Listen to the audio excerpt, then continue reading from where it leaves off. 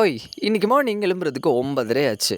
அது ஏன்னு தெரியல. நார்மலா நம்ம எழும்புற டைம்லேருந்து ஒரு 1/2 அன் ஹவர் லேட்டா எந்திரிச்சா கூட, அன்னைக்கு ஃபுல்லா ஒரு மாதிரி நெகட்டிவாவே ஃபீல் ஆகும். பிரஷ் எல்லாம் பண்ணிட்டு டீ குடிச்சாச்சு. நீங்க நோட் பண்ணியிருப்பீங்க, நம்ம எல்லா வீடியோலயும் நான் இந்த கப்புல டீ குடிக்கிறது.